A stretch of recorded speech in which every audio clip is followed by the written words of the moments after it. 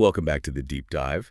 Today we are pouring ourselves a very complex intellectual cocktail. Oh, that's a good way to put it. We're mixing life, death, physics, and ancient history. All in one. Our source material gives us this single protagonist who's navigating a terrifying personal catastrophe, a plane crash, and it forces her to reconcile the paths she took, and I think more hauntingly, the paths she abandoned. It's a profound study in contrast, isn't it? We are synthesizing the most, immediate practical reality of modern end-of-life care, the world of a death doula, with the mind-bending complexity of quantum mechanics. And ancient Egyptian funerary texts. And ancient Egyptian funerary texts. And our mission today is really to understand how these three completely different perspectives help this one woman reckon with regret, with choice, and the ultimate certainty of mortality. Okay, so let's unpack this central conflict. Our protagonist lives two, you could say, distinct lives. Completely distinct. Currently, she's a professional death doula in Boston. She's focused entirely on the present, on the imminent end of other people's lives. But she has this deeply buried past as a really promising Egyptologist. And the catalyst for her entire world splitting open is a literal split. The plane crash. The plane crash, yeah. She survives, but she suffers a severe head injury, an epidural hematoma. And that's essentially blood pooling between her skull and the outer layer of her brain. It demands immediate attention. So that physical rupture, it just perfectly mirrors the schism in her life. That juxtaposition of her two professions is immediately striking. She even frames her role as a doula using the language of that near-death experience. Right. She sees herself as a kind of flight attendant. Exactly. A guide. Someone helping people navigate a passage from a departure point to a destination. But she emphasizes this profound, singular difference in the end-of-life journey. Right. She knows that when you get off a plane, you're usually surrounded by hundreds of people. Yeah. You're navigating baggage claim, taxis, crowds. But when you embark on this final journey, the one she guides her clients through, she stresses, you go completely alone. And her entire professional philosophy hinges on preparing a person for that isolation. It does. And her routine, her daily life, keeps her constantly tethered to those who have already made that solitary trip. Her phone calendar it's literally full of dead people. That's fascinating. So it's not a to-do list. No, not at all. It's a unique coping mechanism, and it's a central piece of her identity. She uses the daily alarm chimes not to schedule a task, but to intentionally recall the stories of those clients. So they weren't just names on a ledger. No, they are now, as she puts it, her stories to keep. They're the echoes of lives that changed her. And the sources give us these incredible, almost cinematic details about those lives. Let's remember a few of them, because they really demonstrate the spectrum of humanity she engages with. Okay, so we have Iris Vale, who in her final moments looked, small and bird-like. But the doula remembers that Iris once drove a getaway car for a loved one. Yeah, a flash of danger and loyalty that just completely contrasts with her frail end. Then there's Yoon Kim, a brilliant Korean doctor who was prevented from practicing in the U.S. because of red tape. Just a life constrained by systems outside her control. And then there's the humor, too. Oh, absolutely. Alan Rosenfeld, who embraced the dark humor of his situation, making jokes about the funerary urn he'd bought. He said, I haven't tried it on yet. You need that sense of gallows humor. It's like, it's armor in that line of work. It has to be. But maybe the most heartbreaking example of preparation is Marlon Jensen. He didn't just prepare spiritually or legally. He was practical. Intensely practical. He replaced all the toilets, cleaned the gutters, made sure the house was in perfect order for his family. But the truly poignant part is the hidden sentimentality. Yeah. He bought and hid graduation gifts for his two children. Knowing he wouldn't be there to present them. And he filmed a waltz. He filmed himself dancing with his 12-year-old daughter, specifically so she would have a video of her dancing with her father on her wedding day. Those are the details. I mean, they transcend mere medical care. They're testaments to the specificity of love and loss that she holds on to. And that's why she sees her job as collecting legacies. It's about confronting mortality not with fear of the unknown, but with reverence for the known life that was lived. Now, this level of intimacy, it must require incredibly strict professional boundaries, and the source material spends a lot of time detailing her rules.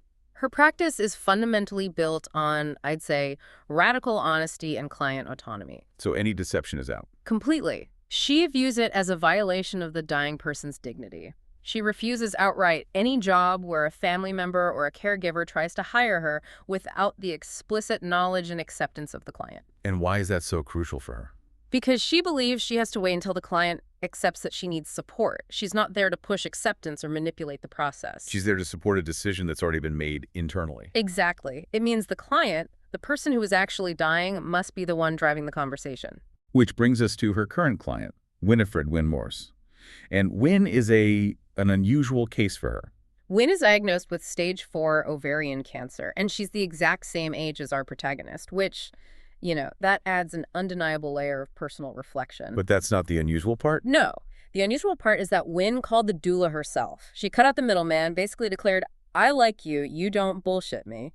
She demanded a relationship built on direct, unfiltered reality. Which aligns perfectly with the doula's code. Perfectly. Now, to deal with this unfiltered reality, the doula needs a wide emotional range.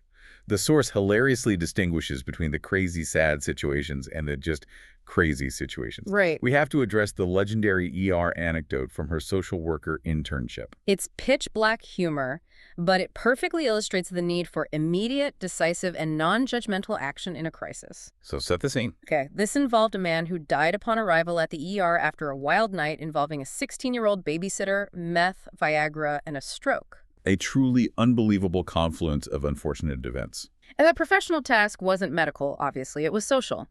The man, due to the circumstances and the drugs involved, still had a persistent erection. Oh, no. And his wife and kids were due to arrive any minute. So the doula's job was to preserve the family's dignity by hiding the, shall we say, enthusiasm of his corpse. How did what was the solution? Clinical and absurd.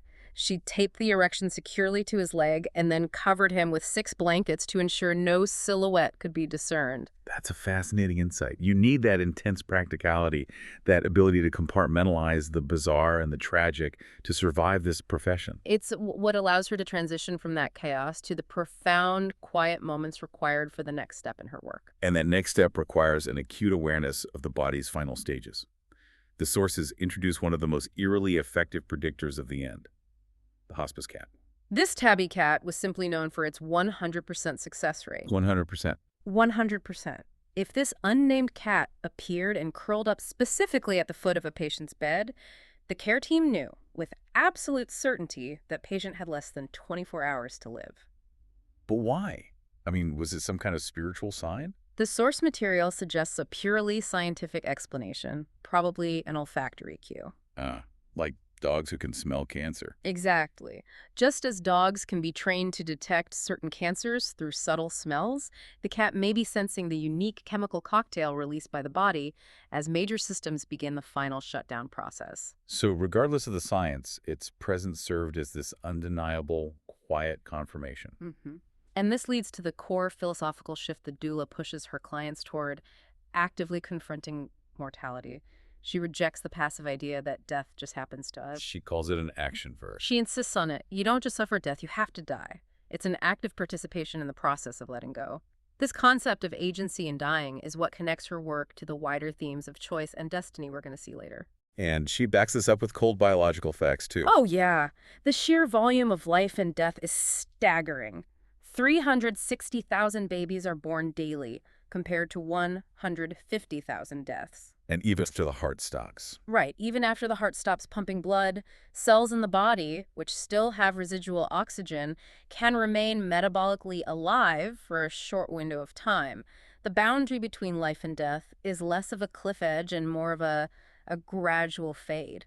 So how does she train her clients to actively die? She uses a Buddhist contemplation exercise, the corpse pose meditation, to guide clients like Wynne through this. And this is where the practical guidance gets intensely spiritual. It's a structured visualization aimed at achieving complete detachment. The steps are methodical. So she talks them through it. She does. The client imagines their body parts fading, then they move their consciousness inward, concentrating it in the heart center. They visualize becoming utterly weightless. And then comes the really difficult practical step of letting go of material reality. And this isn't just a metaphor. She forces Wynne to visualize her home, her art, her money, her clothes, everything she defined herself by becoming utterly useless. Just stuff. Just stuff. Objects destined for a thrift store, a dumpster, or to be fought over by relatives. The visualization is designed to prove absolutely that you take nothing with you. And Wynne, being an artist, approaches her final moments with the same fierce individuality that defined her life.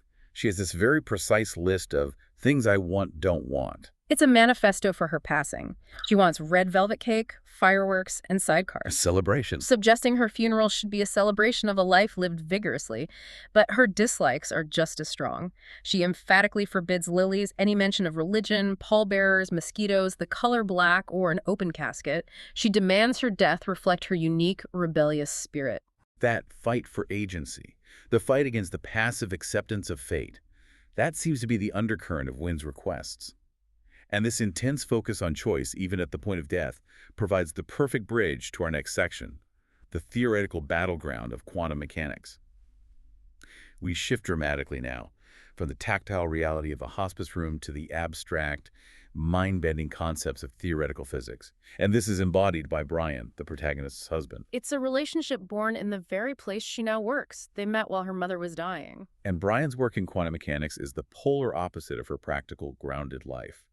He's dealing in probability and the fundamental instability of reality, a world where certainties just dissolve. And he's doing this at great personal risk to his career. He's promoting a deeply controversial, continually branching multiverse theory. Okay, so his challenge, and ours, is trying to explain this radical idea to the layman. He grounds his explanation in the most famous thought experiment in quantum physics, Schrödinger's cat. Let's really break down the stakes of that box. Absolutely. The scenario involves placing a cat inside a sealed box with a radioactive source. Right. That source is tied to a Geiger counter, which, if it detects the decay of a single atom, triggers a hammer that smashes a vial of poison, instantly killing the cat. So the setup is designed to link the macroscopic world, the cat, to the quantum world, the atom. And the crucial point lies with that quantum particle, the electron. In the quantum realm, the electron doesn't decay or not decay. It exists in a superposition, spinning both clockwise and counterclockwise at the same time. And because the fate of the cat is tied to the electron spin, the cat must also exist in a superposition. The cat is both dead and alive simultaneously. Which is where my brain starts to hurt. Exactly. The accepted orthodox quantum mechanics says that only when an observer opens the box does the wave function collapse, forcing reality to settle on one outcome. But Brian, he's a proponent of the many worlds interpretation. He takes the next radical leap. He does. He argues that the superposition doesn't collapse. Instead, the universe itself splits into two separate timelines the moment the decision or observation is made. One reality where the cat is dead, and one where the cat is alive. So every single quantum event, and by extension, every single decision we make, creates new, increasingly separate timelines. And this leads directly to the most controversial philosophical proposal associated with this theory, quantum suicide. This is the work of the physicist Max Tegmark, which Brian champions.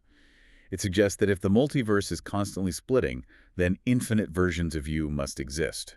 Correct. The thought experiment proposes performing a lethal quantum experiment like hooking up a life-ending mechanism to a particle spin and repeating it over and over. Why would you do that?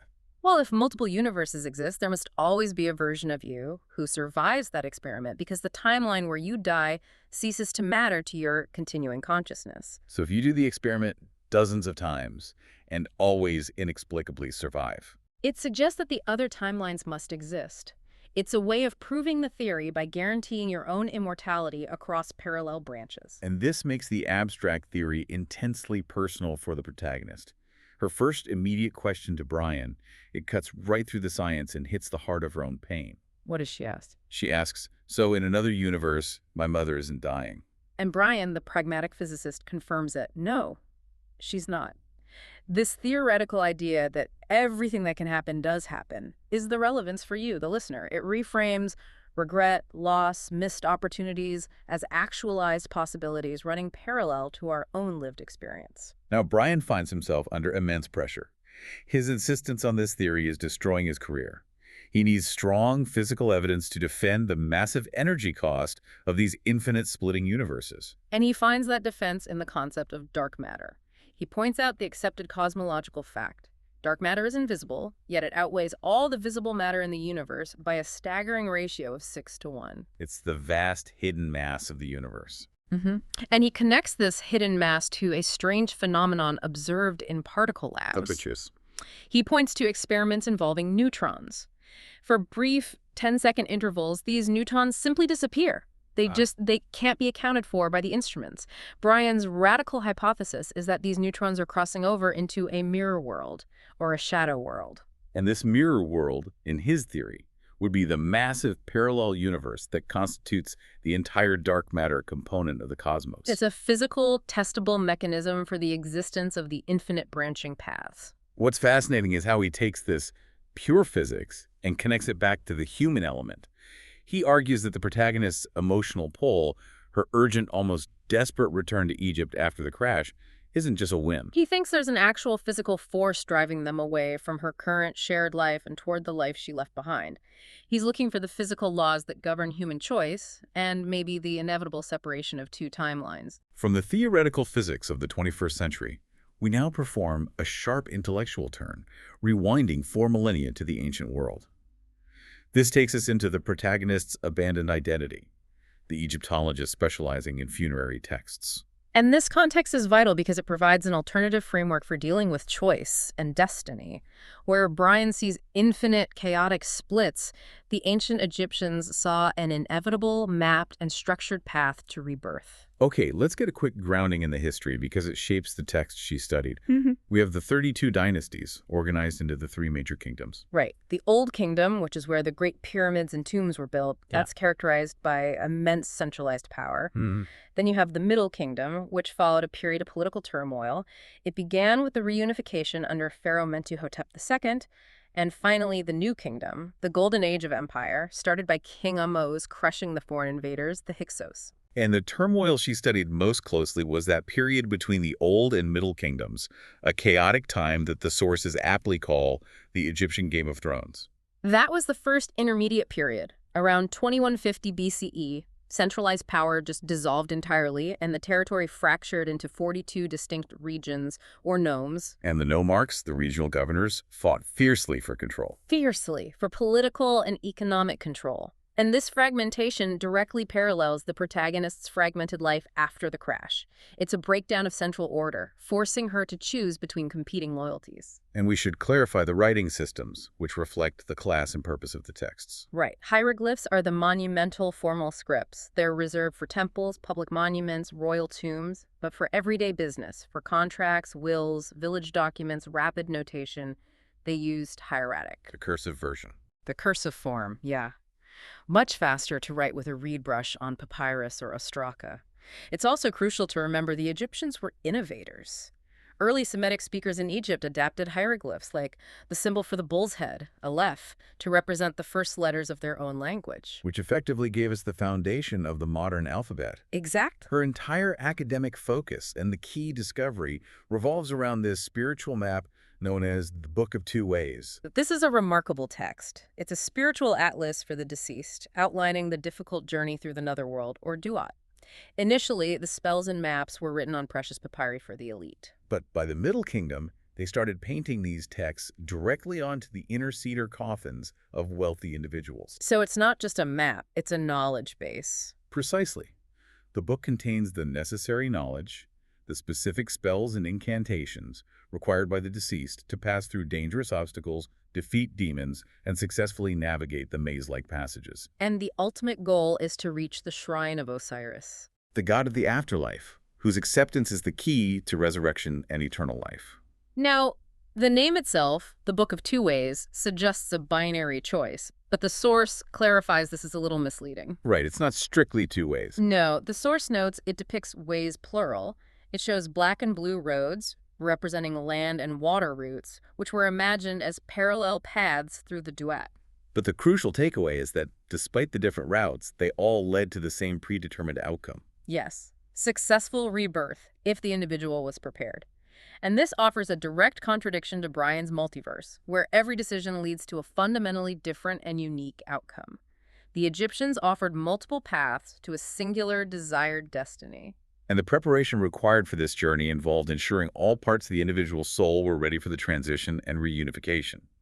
The Egyptian soul wasn't a single entity. This is one of the most sophisticated aspects of their cosmology. The individual was a composite of at least 6 parts, all of which had different fates or functions after death. You have the Khat, which is the physical body, the only part that actually dies. Then the Aib, the heart, which was the seat of emotion, consciousness, and morality. Okay, what about the parts that interacted with the world after death? That would be the Ka and the Ba. The Ka is often translated as the life force or familial legacy. It stays earthbound, remaining with the mummified corpse in the tomb, requiring offerings from the living to sustain it. And the Ba. The Ba is the personality, reputation, freedom of movement. This part wings its way to Re, the sun god, symbolizing the ability to travel between the living world and the afterlife.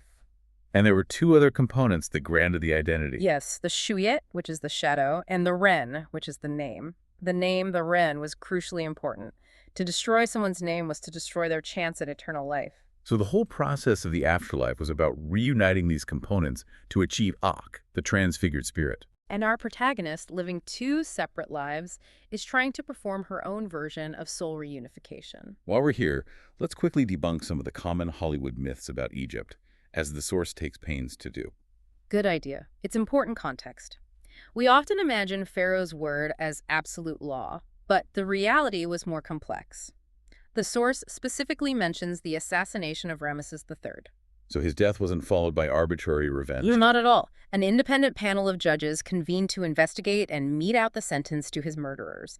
They had formalized tribunals and rule of law. And the idea that all these colossal projects were built solely by enslaved people is also challenged. Absolutely. The colossal holers, the sculptors, the quarrymen you see in Egyptian art were not universally enslaved.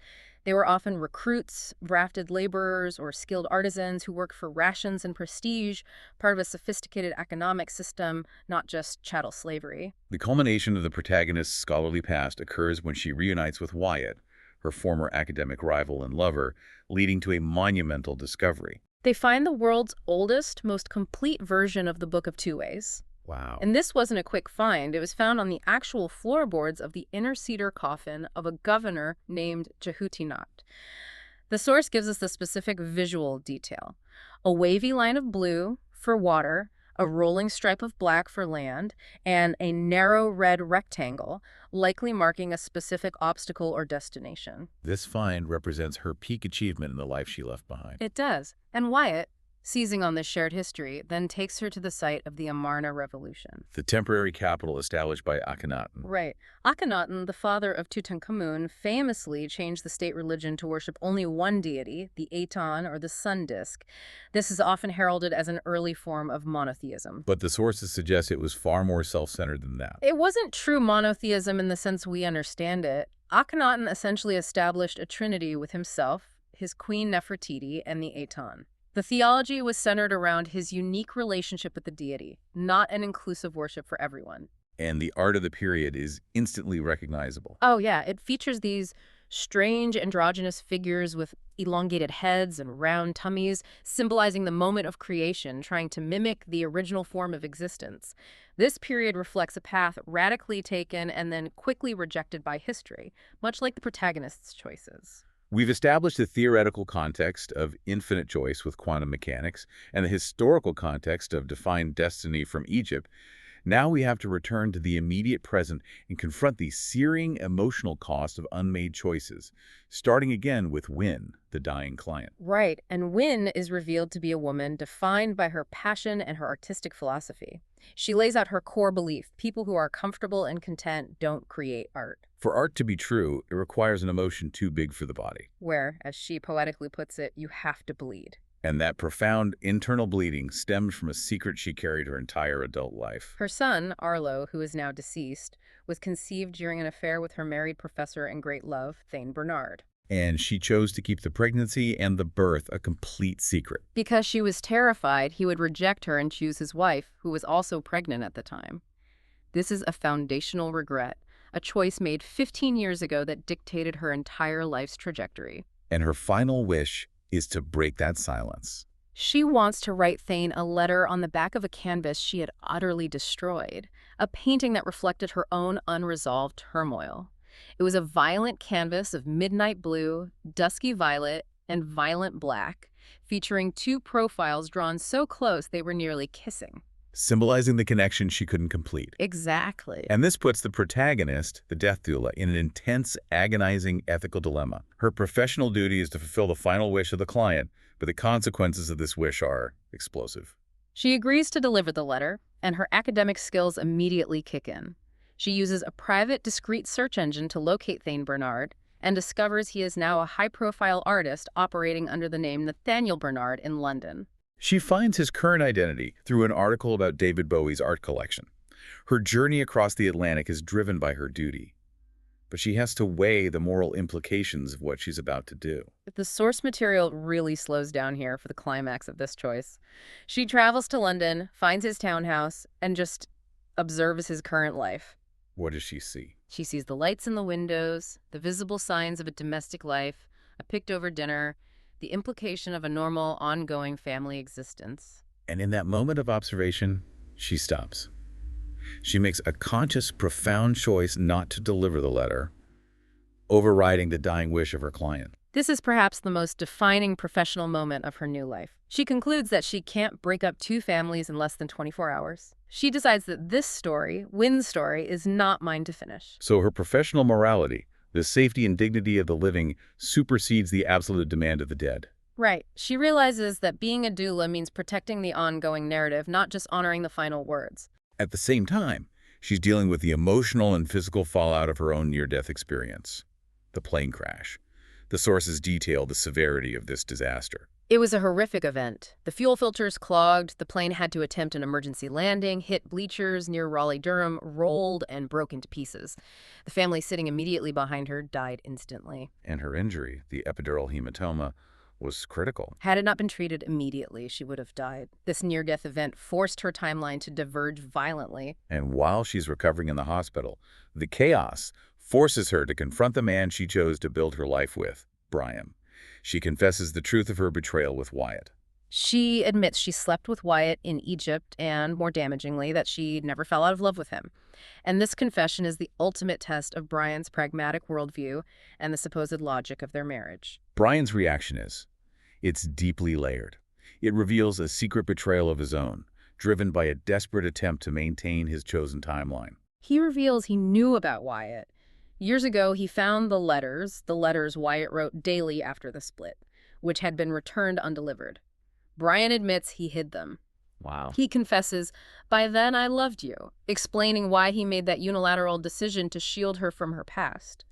He tried to collapse the wave function of her life and force her reality into the one he desired. But when faced with the catastrophe and the truth, the physicist's pragmatism takes over. His ultimate priority becomes their daughter, Merritt. He asserts clearly and without emotion that Merritt is his daughter in every way that counts. He is prioritizing the emotional stability of the child they built a life around. And in a final shocking move of radical honesty and profound self-sacrifice, He decides to leave the hospital and step aside, allowing Wyatt to be the one to bring the protagonist home to Boston. He effectively forces the timeline split he theorized about, choosing his daughter's certainty over his own marriage. So the stage is set for the final reckoning, which begins with the confrontation between the two fathers and the person whose life they both shape, Merritt. Wyatt meets Merritt, his biological daughter, on the porch swing.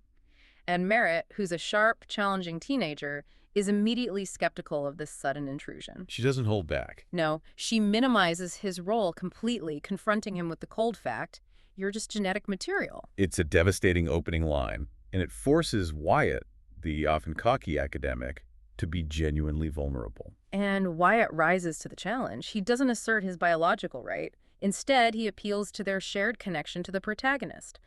He wins her over by sharing the one undeniable bond they have, mutual, fierce love for her mother. He then strategically appeals to her on her own terms, showing he's willing to connect in her world. Right. He discovers her passions, her love for tennis, her obsession with the musical Hamilton, and he engages with them sincerely. He shifts the ground from the theoretical concept of destiny to the practical reality of shared interest. He proves that connection is a choice, not just a biological accident. And this moment of acceptance allows the protagonist to critically reevaluate her life with Brian. She understands the depth of his love and sacrifice. And she realizes that the 15 years she spent with him weren't a settling or a compromise. She wound up exactly where she was supposed to wind up. This adds a layer of complexity to the whole quantum question. Maybe destiny exists alongside infinite possibility, and the choices we make are the way we define which path becomes our singular reality. Wyatt's perspective on Brian is crucial here, too. It's a moment of painful respect. He acknowledges Brian as a good man. But he can't help adding the honest human qualifier. If I couldn't be with you, I'm glad he was, but not that glad. It encapsulates the entire tension. Respect for the life they built, coupled with the pain of the life they both missed. Ultimately, the protagonist makes a definitive choice. She accepts that she cannot sleep without Wyatt. It's the highest risk, highest reward decision. She chooses maximum uncertainty. And Wyatt immediately reciprocates with absolute certainty, declaring he will commute to bloody Mars if necessary. So they choose the path that reunites her two worlds, the life she left behind and the life she now wants, by traveling back to Egypt together. And the narrative concludes with this really rich piece of symbolism, unifying the Egyptian past with her chosen future. Her final flight to Cairo. It's guided by the star Sothis, which is the Greek name for Sirius. For the ancient Egyptians, the Satic Rising was one of the single most important annual events because it heralded the inundation festival. And the significance of the inundation must be fully explained here. It's not just a festival. No, the inundation was the annual flooding of the Nile, absolutely necessary for depositing the fertile black silt that made Egyptian agriculture possible. The Sathik Rising signaled the start of the season known as Akhet, the season of flooding. So it wasn't just a calendar marker. No, it was the herald of inevitable renewal, rebirth, and fertility after a period of drought and fragmentation.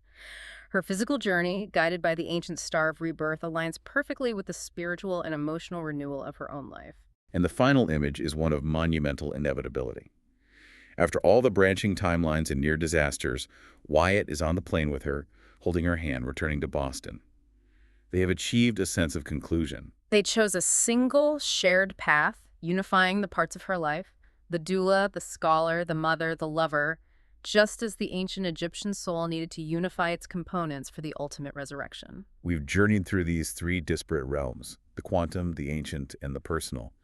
What final synthesis do we draw about the ultimate human trade-off between knowledge and connection? I think the sources converge on a challenging conclusion. Knowledge alone is insufficient for a lasting existence. The Book of Two Ways provides the knowledge, the spells needed to bypass the obstacles to reach Osiris. Brian provided the knowledge of the universe, the infinite branching paths. But neither could protect the protagonist from human emotion, from betrayal, or from the pain of an incomplete life. And the ancient Egyptian concept of the soul components really solidifies this focus on connection and legacy. Think about the soul parts again. The Khat, the body, dies. The Khat, the familial legacy, stays tethered to the earth, requiring the living to sustain it. The Ba, the personality, flies away. The ultimate value isn't found in the self-contained parts, but in the successful reunification of those parts through a life of meaning. And we see the contrast between the two men in her life. Wyatt knew the secrets of the afterlife. But Brian knew the granular details of her daily shared life. Right. Exactly. Brian knew where she kept her ginger snaps, how to pick cilantro off her food, how to unclasp her necklace at the end of a long day. He knew the details of the life she chose.